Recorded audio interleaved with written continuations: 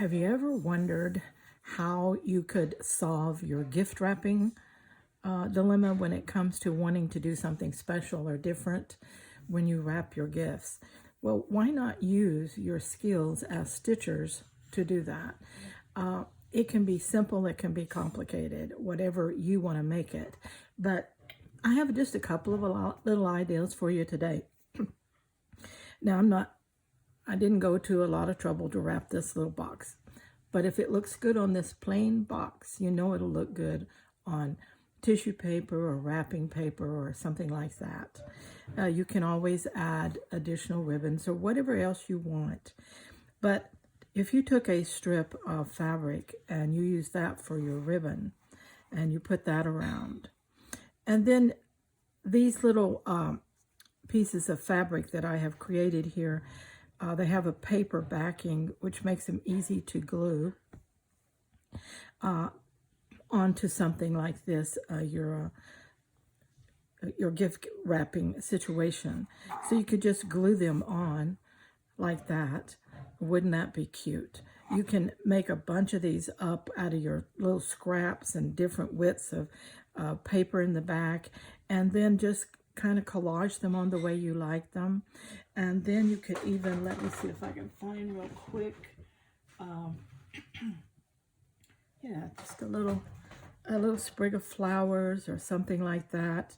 You could put on, tie a little ribbon around that and then put that on. And just finish it up any way that you really wanted to do. I think I have, let's see here. Yeah, I got a couple more, little more ones here I can play with. Aren't those adorable? Just makes the cutest little arrangement there for your gift wrapping. It's totally unique. It's one of a kind. And if they're a crafter, they come out with something also they can use. They can take apart your gift wrapping and then use it in their crafts. That's another unique way to gift wrap, with an idea of who you're doing it for. And if it's for a crafter, then definitely do something that they could really enjoy. Another thing that can possibly be done, and remember, let me just, this is just 3. Let me grab a few more examples and let's just see what else we could do. If you have some of these made up in advance, don't you like the little crows there? Aren't they cute? And a little one like that. And let's see, what else do I have here? It might work. And maybe just something to set it off like that. Little flower in the middle, wouldn't that be pretty? There's another idea. And again, like I said, if you have these made up in advance, then you just grab your bag and go with it. Here's another one. That's cute. Let's see. There's one with just plain there. And another one. We could just put it like,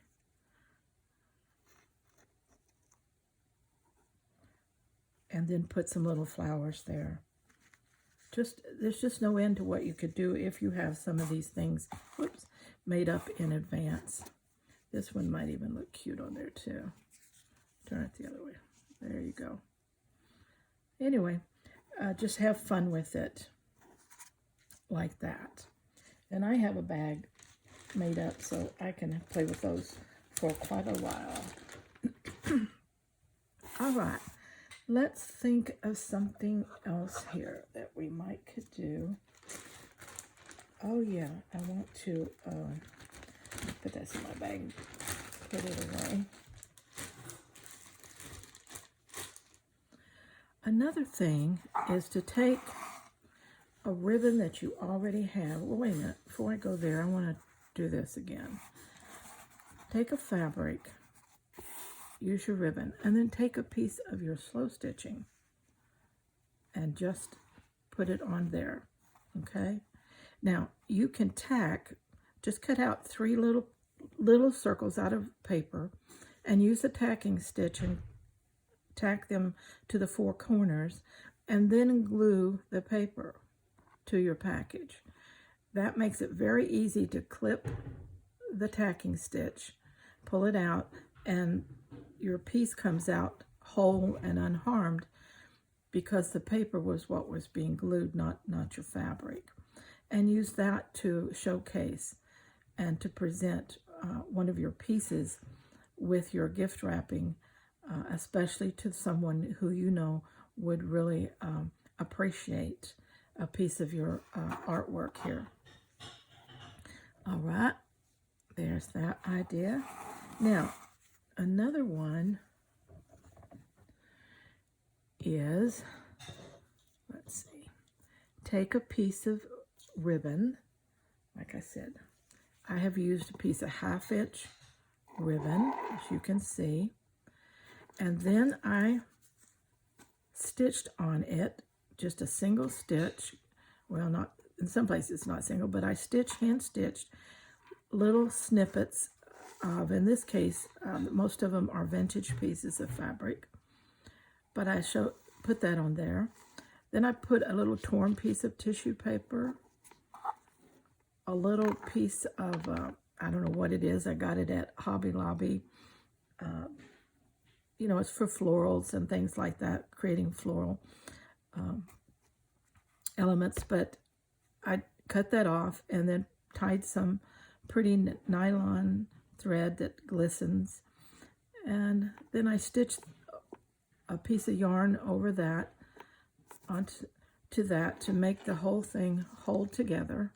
Okay, and then you could see how pretty that is as its own ribbon and embellishment. Isn't that pretty?